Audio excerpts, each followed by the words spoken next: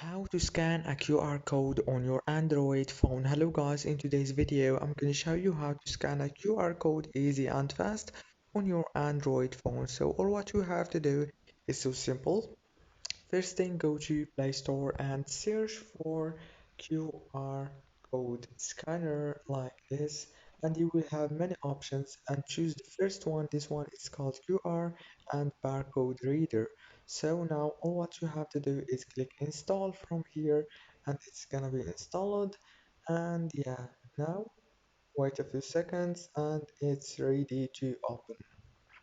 This app is very helpful and it's gonna help you to scan a lot of products and a lot of things. So let's see right now. Now I'm gonna choose the free version and yeah, and now as you can see I can choose scan using the camera or I can just create like this. Don't forget to like, subscribe, and thank you so much for watching this video until the very end. See you later and thank you so much.